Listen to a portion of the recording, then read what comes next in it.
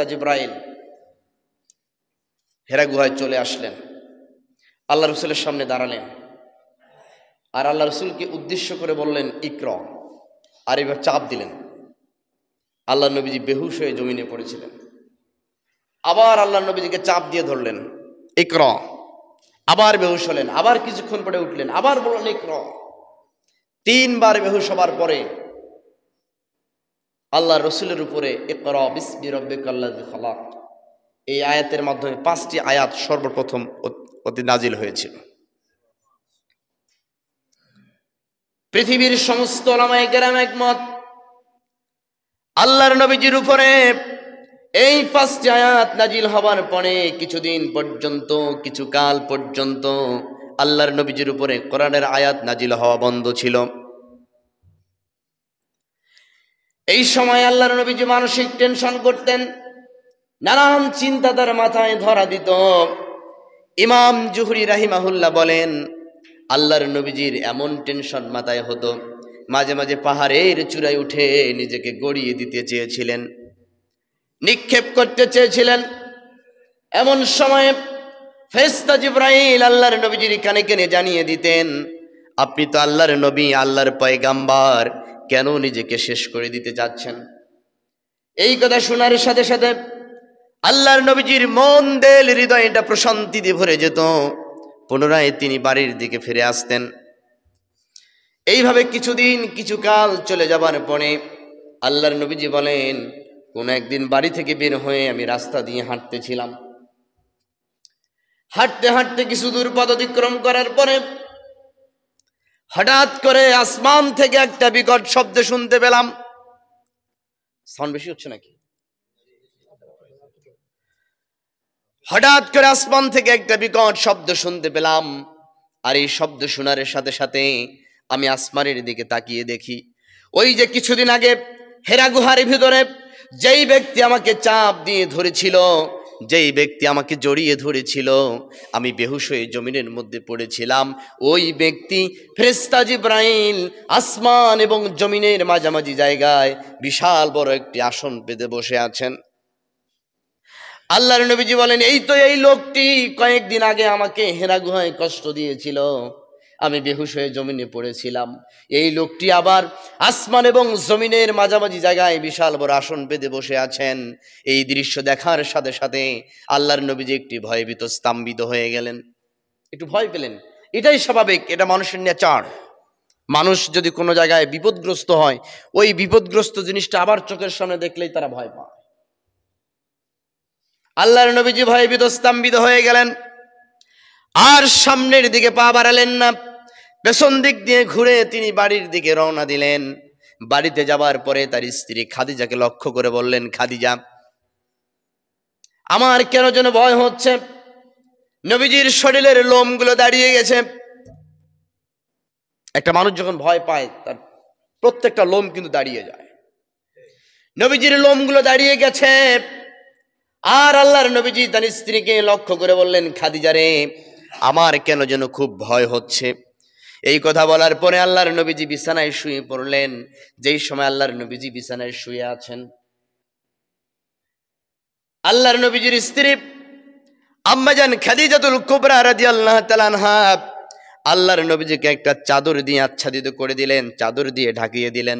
আল্লাহর নবীজি যেই সময় চাদরের নিচে বিছানায় শুয়ে নিজের ভয় থেকে বিছানায় শুয়ে যখন কাঁপতেছিলেন, সেই সময় মহান আল্লাহ রব্বুল আলামিন ফেরেশতা জিবরাইলের মাধ্যমে এই সূরার 7টি আয়াত নাজিল করে দিলেন। বলেন সুবহানাল্লাহ।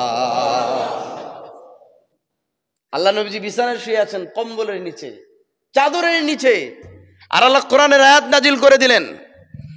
আল্লাহ রাব্বুল আলামিন বললেন, ইয়া আইয়ুহাল মুদ্দাসসির, হে বস্ত্রবিত, হে চাদর জড়িত যুবক। আল্লাহ রাব্বুল আলামিন ডাকতে পারতেন ইয়া আইয়ুহান নবী, ডাকতে পারতেন ইয়া আইয়ুহার রাসূল, আরো অন্য কোন সম্বোধ বলে আল্লাহ ডাকতে পারতেন, কিন্তু আল্লাহ রাব্বুল আলামিন তা বলে ডাকে নাই। তিনি ডেকেছেন ইয়া আইয়ুহাল মুদ্দাসসির, যেহেতু আল্লাহর নবীজি কম্বলের নিচে শুয়ে আছেন, এই কারণে আল্লাহ বললেন, ইয়া আইয়ুহাল মুদ্দাসসির, হে কম্বলের নিচে আবৃত যুবক। আল্লাহ রাব্বুল আলামিন সম্মত করে বললেন, হে যুবক, তুমি কি জানো তোমার উপরে কত বড় একটা দায়িত্ব অর্পণ করে দেওয়া হয়েছে? আর সেই দায়িত্বটা হলো, প্রচলিত একটা সমাজ ব্যবস্থা রয়েছে, এই সমাজ ব্যবস্থায় কোনো মানুষ নিজেদের নিরাপত্তা পায় না, কোনো মানুষ শান্তিতে ঘুমাতে পারে না, নির্ভয়ে কোনো মানুষ পথ চলতে পারে না। ক্ষমতার বাহাদুরি দেখায়, রক্তের বাহাদুরি দেখায় একজনের সম্পত্তি আর একজন দখল করে খায়, অন্যায় অসৎভাবে উপার্জন করে, মানুষ মানুষের উপরে জুলুম করে, অন্যায় করে, অবিচার করে, এমন একটা বিশৃঙ্খলাপূর্ণ সমাজ তোমার এই সমাজে আছে। তোমার দায়িত্বটা হলো এই রকম একটা বিশৃঙ্খল সমাজকে পরিবর্তন করে এমন একটা সুশৃঙ্খল সুন্দর আদর্শ সমাজ তোমাকে কায়েম করতে হবে, যেই সমাজে সুদ থাকবে না, জেনা থাকবে না, ব্যভিচার থাকবে না, হত্যা থাকবে না, রক্তক্ষয়ী থাকবে না, মারামারি থাকবে না, কাটাকাটি থাকবে না, কোনো প্রকার অপরাধমূলক কাজ সংগঠিত হবে না। এমন একটা সুন্দর সুশৃঙ্খল সমাজ ব্যবস্থা তোমাকে কায়েম করতে হবে। আল্লাহর নবীজিকে আল্লাহ রাব্বুল আলামিন এই দায়িত্ব দিলেন, আর আল্লাহ রাব্বুল আলামিন এও বলে দিলেন, কুফা আনজির, তুমি সতর্ক হও, কারণ তোমাকে যে দায়িত্ব দেওয়া হয়েছে, এই দায়িত্ব যদি তুমি পালন করতে যাও, তাহলে তোমার উপরে বিপদ আসবে, মুসিবত আসবে, নির্যাতন আসবে, জুলুম আসবে, এমনকি তোমাকে হত্যা করার মতো পরিকল্পনা করা হবে। কথা বলেন ঠিক কিনা? আমার ভাইয়েরা, আল্লাহ রাব্বুল আলামিন এই জন্য বললেন কুম ফাআনজির, সতর্ক অবলম্বন করো। দুইটি অর্থ আসতে পারে, আর একটা অর্থ আসে তুমি তাদেরকে সতর্ক অবলম্বন করে দাও। কারণ ওই তোমার জনপদের লোকেরা অন্যায় এবং অবিচার কাজের সাথে লিপ্ত, জুলুমের সাথে লিপ্ত, অন্যায় অপরাধমূলক কাজের সাথে লিপ্ত, ওই সকল মানুষদেরকে তুমি তোমার রবের ভয় দেখাও। কারণ আমি আল্লাহ রাব্বুল আলামিন তোমার ওই জনপদের লোকদেরকে একদিন পাকড়াও করব, একদিন আমি অবশ্যই তোমার জনপদের লোকদেরকে ধরে ফেলব। আর আমি আল্লাহ রাব্বুল আলামিন তোমার ওই জনপদের লোকদেরকে ধরার পরে কিয়ামতের ময়দানে দণ্ডায়মান করব, আর তাদের হাতের মধ্যে আমলনামা তুলে দেব।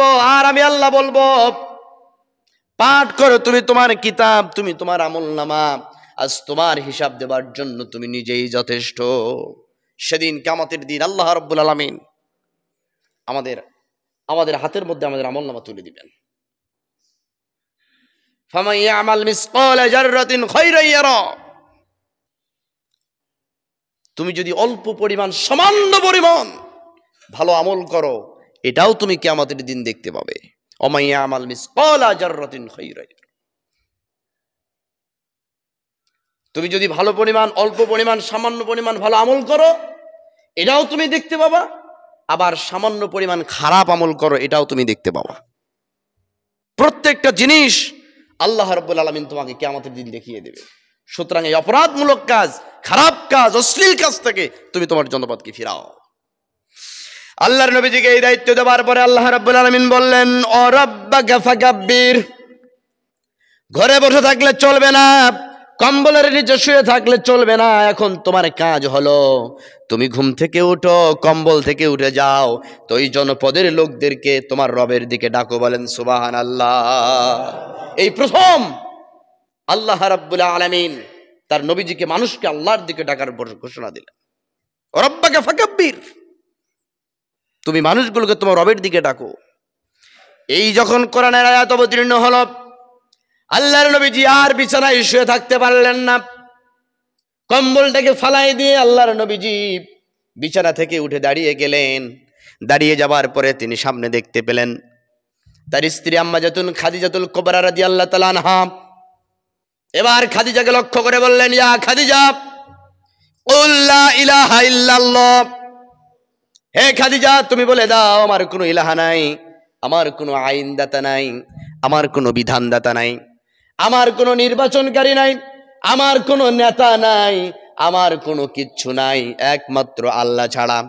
আল্লাহর নবীজির স্ত্রী আম্মাজান খাদিজাতুল কুবরা রাদিয়াল্লাহু তাআলা আনহা তিনি জানতেন আল্লাহর নবীজির চরিত্র কেমন, স্বামী হিসাবে তার কাছে কেমন আচরণ করেন, কোন চরিত্রের অধিকারী ছিলেন আল্লাহর নবীজি, তিনি কিন্তু এটা খুব ভালো করেই জানতেন, খুব ভালো করে জানতেন।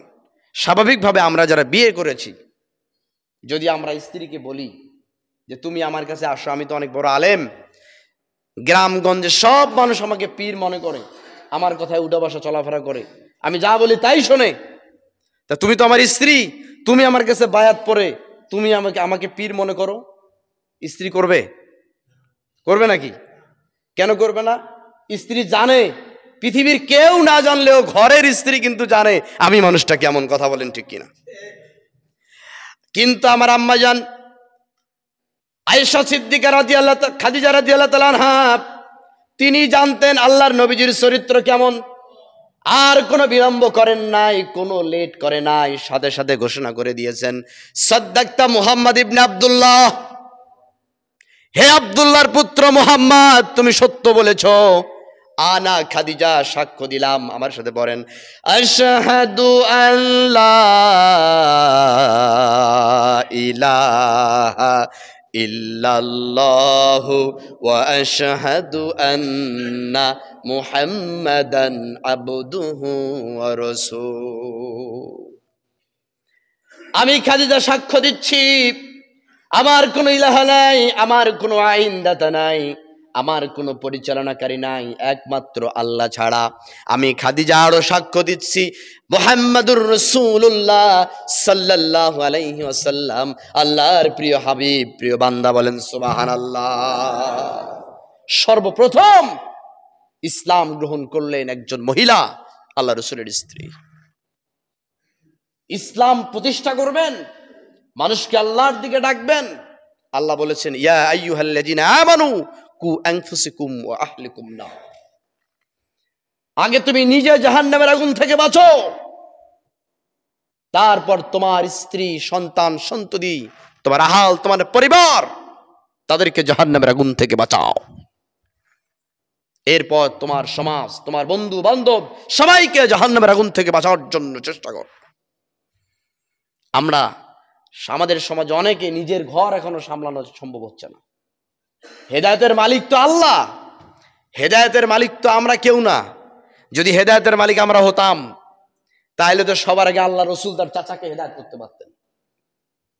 তার চাচাকে বলেছিলেন, আবু তালেবকে বলেছিলেন, চাচা আপনি শুধু একবার কালিমা পড়ুন, মনে মনে স্বীকার করুন, আপনাকে জান্নাতে নিয়ে যাব আমি। কিন্তু আল্লাহ তাআলা হেদায়েত কপালে লেখে নাই।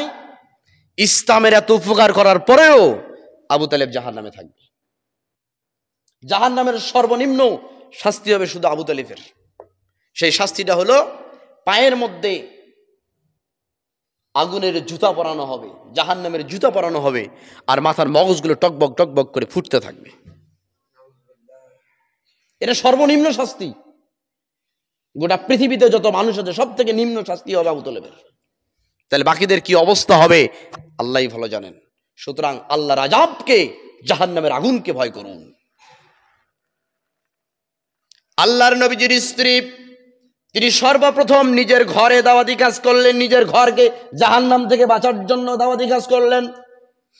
এরপরে চলে গেলেন বাল্যকালের বন্ধু হযরতে আবু বকর রাদিয়াল্লাহু তাআলা আনহুর কাছে। আবু বকরকে যায় বললেন, ইয়া আবু বকর কুল লা ইলাহা ইল্লাল্লাহ, হে আবু বকর তুমি বলে দাও আমার কোনো ইলাহা নাই, আমার কোনো আইনদাতা নাই, আমার কোনো নেতাও নাই একমাত্র আল্লাহ ছাড়া। হযরতে আবু বকর ছিলেন নবীজির বাল্যকালের বন্ধু। ছোট্টবেলায় আল্লাহর নবীজির চরিত্র কেমন ছিল, ছোট্টবেলায় নবীজি দেখতেন, নবীজি কি কাজ করতেন, কিভাবে মাঠের মধ্যে রাখাল হিসাবে ছাগল চড়াতেন, দুম্বা চড়াতেন, ছোট্টবেলা থেকেই হযরতে আবু বকর কিন্তু ভালো করে জানতেন। ছোটবেলায় আমরা কেমন ছিলাম, আমরা ব্যক্তিগতভাবে কেমন ছিলাম, কেউ যদি না জানে, আমাদের ছোট্টবেলায় যারা খেলার সাথী ছিল তারা জানতো কিনা? অনেক সময় বলতো যে তোমরা তো ছোটবেলায় অনেক দুষ্ট ছিলে, প্রচুর দুষ্টামি করতে। আবার ছোটবেলার বন্ধুদের সাথে যদি বার্ধক্য বয়সে দেখা হয়ে যায়, দেখবেন যে আমরা মস্কারায় মাতিয়ে যাই। কেন? ছোটবেলার স্মৃতিগুলো মনে পড়ে, ঠিক কিনা বলেন? আমার ভাইয়েরা, ছোটবেলায় নবীজি কিভাবে চলাফেরা করেছিলেন আবু বকর ভালো করে জানতেন, কোনো প্রশ্ন করে নাই, সাথে সাথে ঘোষণা করে দিয়েছেন, সাদ্দাকতা মুহাম্মদ ইবনে আব্দুল্লাহ, হে আব্দুল্লাহর পুত্র মুহাম্মদ, তুমি সত্য কথা বলেছ। আনা আবু বকর সাক্ষ্য দিলাম, আশহাদু আল্লা ইলাহা ইল্লাল্লাহু ওয়া আশহাদু আন্না মুহাম্মাদান আবদুহু ওয়া রাসূলুহু। হযরত আবু বকর ইসলাম গ্রহণ করলেন, ঈমান আনলেন। এরপরে হযরত আবু বকর বলে আল্লাহর নবীজিকে, ইয়া রাসূলুল্লাহ, আমার কাছে আমার একজন ব্যক্তির সন্ধান আছে, ওই ব্যক্তির কাছে যদি আমরা কোরআনের দাওয়াত নিয়ে যাই, এই দাওয়াত নিয়ে যাই, সেই ব্যক্তি দাওয়াত গ্রহণ করবে। আল্লাহর নবীজি বলেন, তাড়াতাড়ি করে তার বাড়িতে আমাকে নিয়ে চলো। হযরত আবু বকর নিয়ে গেলেন হযরত আরকাম ইবনে আরকামের বাড়িতে। হযরত আরকাম ইবনে আরকামের বাড়িটা ছিল পাথর খোদাই করা, অর্থাৎ পাহাড়ের নিচে গর্ত করা বাড়ি। যে বাড়িটা পাহাড়ের নিচে গর্ত করে বাড়ি বানায় না, দেখেননি আপনারা, এগুলাকে পাথর খোদাই বাড়ি বলা হয়। এই আরকাম ইবনে আরকামের বাড়ির তথ্য দিচ্ছি আপনাদেরকে। ইসলামের প্রথম মাদ্রাসা হয়েছিল এই আরকাম ইবনে আরকামের বাড়িতে। এই জন্য ইসলামের প্রথম মাদ্রাসার নাম হচ্ছে দারুল আরকাম। কি নাম? দারুল আরকাম। কারণ ইসলামের প্রথম সময়ে তো মানুষকে দ্বীনি শিক্ষা আল্লাহ রাসূল প্রকাশ্য দিতে পারেনি, গোপনে গোপনে দিয়েছিল। এখন গোপনে দিলে এখন কোন জায়গায় শেখাবে তার কোনো জায়গা নাই। এই হযরত আরকাম ইবনে আরকামের বাড়ির ভিতরে আল্লাহর নবীজি মাদ্রাসা চালু করে ওখানে দ্বীন শিক্ষা দিয়েছিলেন। এই কারণে এটাকে দারুল আরকাম, আরকামের নামেই দারুল আরকাম বলে পৃথিবীর প্রথম আল্লাহ রসুলের এই পৃথিবীর প্রথম মাদ্রাসা নির্মাণ হয়েছিল। এই আরকাম ইবনে আরকামের বাড়িতে গিয়েছিলেন 3 নম্বর ইসলাম গ্রহণকারী ব্যক্তি। আরকাম ইবনে আরকামের বাড়িতে যাওয়ার পরে হযরত আবু বকর ডাক দিলেন, ইয়া আরকাম ইবনে আরকাম, হে আরকাম ইবনে আরকাম, তুমি কোথায়? বাড়ির ভিতর দিকে জবাব দিলেন, মান হুয়া, কে তুমি? বাহির দিকে জবাব দিলেন, আনা আবু বকর ও মুহাম্মদ ইবনে আব্দুল্লাহ, আমি আবু বকর, আমার সাথে আছে আব্দুল্লাহর পুত্র মুহাম্মদ। বলেন সুবহানাল্লাহ, আওয়াজ দিয়ে বলুন সুবহানাল্লাহ। হযরত আরকাম ইবনে আরকাম বাড়ি থেকে বের হয়ে আসলেন। এবার হযরত আবু বকর লক্ষ্য করে বললেন, ইয়া আরকাম ইবনে আরকাম, কুল লা ইলাহা ইল্লাল্লাহ, হে আরকাম ইবনে আরকাম, তুমি ঘোষণা দাও আমার কোনো কিচ্ছু নাই একমাত্র আল্লাহ ছাড়া। হযরত আরকাম ইবনে আরকাম বললেন, সাদ্দাকতা ইয়া আবু বকর, হে আবু বকর, তুমি সত্য বলেছ। যে এই কথা বলেছেন, সাথে সাথে হযরত আবু বকর রাদিয়াল্লাহু তাআলা আনহু শাহাদাত আঙ্গুল উঁচা করে বললেন, লা আরকাম ইবনে আরকাম, আনা আবু বকর, আমি আবু বকর বলি নাই, ও মুহাম্মদ ইবনে আব্দুল্লাহ, আব্দুল্লাহর পুত্র মুহাম্মদ বলেছে। বলেন সুবহানাল্লাহ। কি ভালোবাসা রাসূলের প্রতি, কি ভালোবাসার নজির স্থাপন করলেন। আমি আবু বকর বলি নাই, আব্দুল্লাহর পুত্র মুহাম্মদ বলেছে। হযরত আরকাম ইবনে আরকাম আর কোনো বিলম্ব করলেন না, সাথে সাথে ঘোষণা করে দিলেন, লা ইলাহা ইল্লাল্লাহু মুহাম্মাদুর রাসূলুল্লাহ। হযরত আরকাম ইবনে আরকাম ইসলাম গ্রহণ করলেন। এরপর আল্লাহ নবী আবার চলে গেলেন বাড়িতে।